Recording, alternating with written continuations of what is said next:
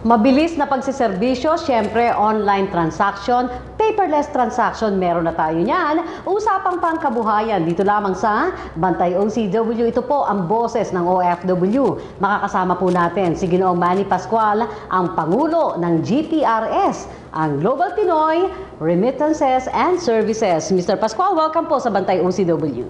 Maraming salamat po sa kakataong binigay niyo sa amin dito, at least na-invite niyo po kami rito sa Bantay OCW. Salamat din po sa pagpapaunlak dahil mahalaga itong pagkukwentuhan natin. Mr. Pascual, sabi natin kaya nag-OFW ang ating mga kababayan dahil po sa kabuhayan. At meron na silang GPRS. Ano po ba itong konsepto ng GPRS at anong nagtulak sa inyo, Ginoong Pascual, na ito ay i-alok sa ating publiko? Actually, siyempre, nung nagsimula kami, parang, siyempre, ordinaryong negosyante ka lang din na gusto mong makatulong sa pamilya mo, mag-provide mo yung pangangailangan nila, di ba? Kamalong nagkaroon ako ng isang pagkakataon na makarating sa ibang bansa. Nakita ko yung mga kapatid nating mga OFW doon. Alam mo, sa totoo lang nung una, hindi ko maintindihan kung bakit sila tinatawag na OFW. oh, yun, buhay na bayani. Buhay na bayani. Pero alam mo, nung pumunta ako doon ko na natanto kung bakit sila tinawag na buhay na bayani. Kasi nakita ko yung sitwasyon nila doon. Na alam mo, na sa totoo lang, proud na proud ako kasi nakita ko yung mga tao doon na grabe pala talaga yung sakripisyo na ginagawa nila para lang mabuhay yung pamilya nila dito sa Pilipinas. Kaya sabi ko, tamang-tama tong company natin, tong Global Pinoy Remittance and Services sa kanila. Kasi yung mga OFW natin doon sa ibang bansa, normal na nilang ginagawa yung pagpapadala ng pera dito sa Pilipinas. Tama?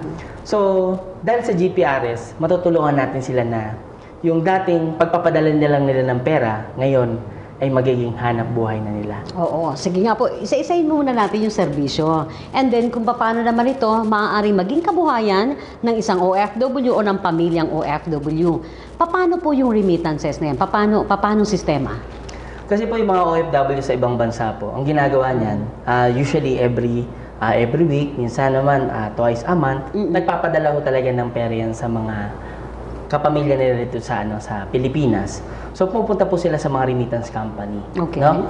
So sa ginawa po naming sistema, yung mga OFW na sa ibang bansa, sila na ngayon yung ginagawa naming remittance agent namin sa ibang bansa. Kumbaga, dati pumupunta sila sa mga remittance company para magpadala. Ngayon po, ikaw na ordinaryong OFW, pwede ka na magpadala ng mas murang service charge papunta sa Pilipinas. Ang kagandahan nito, pwede mo na siyang maging hanap buhay kahit nasa bahay ka lang. Kasi yung mga kasama mong OFW na magpapadala, minsan nakikisabayan. Ang ginagawa mo, pwede mo nang pagsabay-sabayin lahat ng Isang bulto na. Isang bulto na lang. Isang beses ka lang nagkaroon ng service charge. Then, yung mga kaibigan mo nagpadala, natipira na sila dahil pinadaan sa'yo, ang maganda nun, kumita ka pa. Oo nga. Dahil sa sistema mas mura po ang mga charges na ganyan pag maramihan na. Opo. Mr. Pascual, ano po? Okay, kasi ano na lang kumbaga imbis na maraming charges pa, sa GPRS, isang beses ka na lang na-charge. So itong nagbulto na ng mga padalang yan, siya ngayon yung nag-ahente, siya ngayon yung naghahanap buhay na OFW. Ganun naman po ang kalakaran doon Nung nagpunta po ako sa ibang bansa, nakita ko po na yung mga OFW pala doon, grupo-grupo pala sila. Opo. Ang ginawa ng mga grupo-grupo na yon, meron sa kanilang isang nagkaroon ng sistema ng GPRS. Tapos yung grupo na yon, 'di ba? Isa na lang ang nagpapadala, lahat ng 'yon na-accumulate nila. Ngayon yung pera na imbis na napunta pa sa ibang remittance company, naging savings ng grupo nila at nagiging livelihood program pa ng mga OFW sa ibang bansa. That's good. Totoo po yun. Talagang itong grupo-grupong ito, itong support system ng bawat OFW sa abroad. At yung grupo-grupong yan, mientras may mga proyekto sila, Mr. Pascual, lalo pa, sabi nga natin, yung puso at saka yung dugo ng kanilang mga padala, ito yung suma total ng pag-abroad ng isang OFW. Napakahalaga sa kanila niyan. Tama po yun.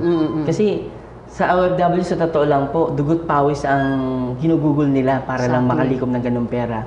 At natanto pa nila nang nakilala nila yung GPRS na dahil sa ginagawa nilang sistema, yung dating expenses nila, ngayon nagiging savings nila, na nagiging pangdagdag nila, na maging kapital, later on pag-uwi nila sa Pilipinas. So income na yon. Yes, Oo. Capital na kanyo. Alright, so yun yung sa remittance. Ano pa po mga serbisyo ng GPRS? ticketing. So accredited po tayo, hindi lang dito sa sa Pilipinas, kundi sa ibang bansa. Meron din tayong travel and tours, bills payment o yung parang tinatawag na bayaran ng mga bills dito sa Pilipinas. Meron din tayong e-loading, no? Distributor po tayo ng Smart Globe and Sun. Meron din po tayong bagong service po, yung tinatawag naming padala po ng gamit, courier services. Ba, all-in-one na ata itong GPRS, ha? Opo. Kung anong kailangan sa buhay ng OFW, meron ka. Oo, ginagawa po namin, ina-accumulate na namin po lahat para po yung pangangailangan mo, bago mo pahanapin sa iba, ibibigay ko na sa iyo. Nandiyan ka na. Yes oo. po. Nabanggit ninyo yung ticketing. Di ba kasi uso ngayon yung online. Napakaraming hindi makapag-avail nito mga online, yung mga e-tickets na ito. Paano bumili niyan? Meron naman, can afford naman, may mga credit cards, pero nagkakaproblema sa mga system. Bakit bentaha na sa GPRS kami pupunta? Kasi po ang ginawa po namin, since direct naman po kami sa mga airlines, ang ginawa po namin kasi kinonsolidate namin lahat ng airlines na to. Kasi meron po tayong IT company, which is yung Anlitech po.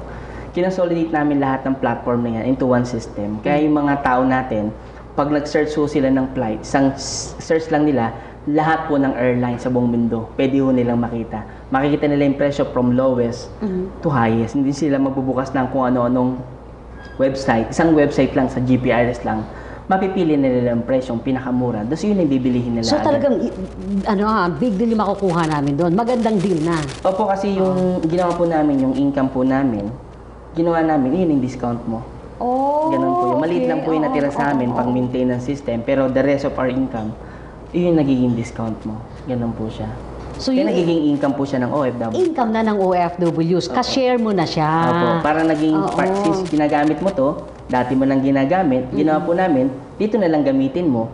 Kasi dati ka namang bumibili nito, pag dito ka bumili, Opo. may discount ka na, pwede ka pang maghanap buhay. Oo nga eh. Yung konsepto ng paghahanap buhay, yun ang susi doon eh. Opo, kasi naniniwala po ako sa konsepto na di baling maliit ang kitain mo sa isang transaksyon, ay importante. Maraming taong pwede mag-promote sa'yo. Exactly. Kasi ibig sabihin po, yung negosyong binuo mo, di ba, maraming mo, na-share mo sa mas maraming tao, mas maraming gumamit. So, maliit lang income mo, pero marami kang natulungang tao. So, may ticketing tayo dyan, remittance, okay na. Yung loading, paano po yun? Gumawa rin kami ng isang platform kasi, di ba, hiwa-hiwalay talaga yan si Smart, Globe, and Sun, di ba? Ginawa ko namin, nag-create po kami ng unified system naman sa loading na kahit isang phone lang gamit mo, pwede ka mag-load ng 3 telco. Pwede ka mag-load ng Globe, Smart, and Sun, kahit isang cellphone lang gamit mo. So then, ginawa po namin, in-upgrade pa namin siya ng gusto. Nilagyan pa namin po ng web na kung saan, kahit wala ka namang phone, naka-internet ka naman, pwede ka naman mag-load din gamit ang iyong internet. Plus, inad na po namin halos lahat po ng gaming cards Ba, dito sa may buong add-on na, Pilipinas. ha? Opo. Oo. Para hindi lang Globe, Smart, and Sun, pati gaming cards po, nilagyan na namin doon sa system. So, lahat po ito online Online po lahat yung transaction natin. at the comfort ng inyong tahanan. Opo, kumbaga, kaysa lalabas ka pa, Oo. sa bahay mo, may internet ka, may phone ka, you can do all of the transaction of GPRS. Pag sinabi, sir, balikan ko yung remittance eh. I'm sure yung ating mga kababayan sa ibaling dagat, dyan ang tutok eh. Kapag pinadala yan through GPRS, saan ang punta? Sa kanya-kanyang account na nila? Siyempre po, di ba, yung mga tao na hindi pa well-versed about our business, pinapadaan pa rin nila sa mga traditional channel ng mga partner namin. Pero ngayon po, tinuturuan na namin sila na dumiretso na dun sa sistema mismo ni GPRS. Kasi pag sistema ni GPRS, nagpadala yung kapatid mo, kamag-anak mo na sa ibang bansa, automatically, pwede nang diretso yun sa bank account mo, o kaya pwede nang diretso sa ATM mo. Kasi may sarili po kaming ATM. Okay. Na any time of the day, pwede mo siyang withdrawin, pwede mong kunin yung pera kahit anong oras. Gaano kabilis? Pag-click mo po, nandun na po yung nandun na pera. yun. Real time po kami. Real time, oo. So, real time, pag GPRS ang serbisyong ginamit ng ating OFW. Opo, ganun po. Ganun. Maipapangako. Actually, yun po talaga yung ginawa namin konsepto. Kasi pag hindi ka kakaiba, hindi ka makikilala. Tama. Di ba po? So sa ginawa namin sistema, Aha. umugong ho kami, hindi lang ho dito sa Pilipinas, pati ho sa ibang bansa. So totoo lang po, ang dami tumatawag sa amin mga iba't ibang kumpanya ho ngayon na gusto hong kausapin si GPRS. Kaya lang po, mas priority ko pong katay up sa ibang bansa ay mga OFW na po, mga Pilipino na rin na nagsimula na rin doon sa ibang bansa. Yung konsepto ng pagnenegosyo, sir, at least maiwanan natin ng napakahalagang impormasyon mula po sa GPRS. Itong nanonood sa atin, itong ating kabayan na nakatutok, yung kaanak, paano nila ma-avail ang pagnenegosyo niya? Sa pamamagitan ng ano? Actually po, kahit sa internet, makikita po nila na kami. I-type lang nila sa Google, type lang po nila Global Pinoy Remittance. Kami po actually nagna-number 1 dun sa Google. So doon, may mga call center naman po kami na nag-a-assist 24/7. Kung mag-i-inquire po sila, pwede po namin silang i-assist online. Kasi po, marami kaming payment facilities na ginagamit po para makapagsimula sila ng ganitong sistema. Pwede pong credit card, pwedeng debit card, pwedeng PayPal, pwedeng Zoom. Ang dami po kaming services na ginamit para po yung isang tao, kahit nasa bahay siya or nasa ibang bansa, maka-avail siya ng aming sistema. Ito yung serbisyo, na makuha ang serbisyo ng GPRS. Paano kung gusto niya magnegosyo niyan? Ang gusto niya magnegosyo, yun po, kailangan niya pong kausapin yung aming mga account specialist po. May mga... So ito'y bukas na sa franchising? Bukas na po kami. Actually, sa Pilipinas po ngayon, meron na po kami 800 outlets po dito, nationwide. Hoy, congratulations sa 800. Pwede bang yung OFW kahit nasa abroad mag-franchise na? Oo, mas patok na patok po talaga to sa mga OFW. Kasi po, ang common scenario po ng mga OFW, pag uwi sa Pilipinas, malusog na malusog po. Pag uwi rito, nagutom na naman. Kasi po yung pera nila napunta lang sa... That's true. Kaya pabalik-balik na pag-abroad, di po ba? Kaya sa GPRS po, tuturuan natin na yung isang OFW, pagbalik na rito, hindi na siya aalis. Naku, yun ang pinakamaganda. Kasi po, may negosyo ng patok ngayon na talagang nakatuon ang atensyon namin sa mga Pilipino na umuwi dito sa Pilipinas. Sa susunod nating episode, Mr. Pascual, ang ating pag-uusapan, paano nga ba ang pagnenegosyo sa GPRS at lalo pa yung mga nagpaplano na nating mga kababayang mag-for good dito sa Pilipinas, posible nga ba? Posible po kasi sabi nga nila, laging sinasabi ng karamihan tao, ang pagyaman daw wala sa Pilipinas. Pero maniwala ho kayo, nasa Pilipinas po ang pinakamalaking negosyo ngayon sa buong mundo. Take it from Mr. Pascual. Sir, imbitahin mo ang ating mga kababayan. Go ahead po. Tayo natututukan ng ating mga kababayan sa iba't ibang panig ng mundo na sa inyong pagkakataon. Sa lahat po ng OFW na nasa ibang bansa ngayon, una-una, nagpapasalamat po ako at may mga dakilang Pilipinong katulad nyo na sinugal ho ang panahon sa sarili at sa pamilya para mapalayo at maghanap buhay. Ang sa akin pong advice, sana makilala niyo po yung Global Pinoy. Kasi po, kahit po nandyan ho kayo sa ibang bansa ho ngayon, pwede niyo na pong simulan to. Pwede po kayo mag-online business po gamit ang aming sistema. Na kung saan po, dyan pa lang po na nasa ibang bansa kayo, mapatunayan nyo gaano kaganda tong serbisyo na to. Na kahit nandyan pa kayo sa ibang bansa, kumikita na po kayo at pag-uwi nyo rito, yan na po ang magiging long-term business nyo.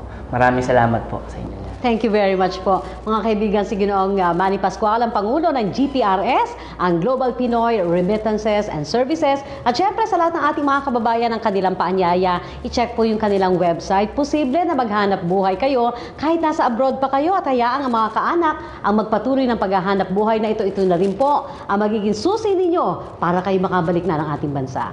Mga usaping pangkabuhayan dito lamang sa Bantay OCW. Ito po ang boses ng OFW.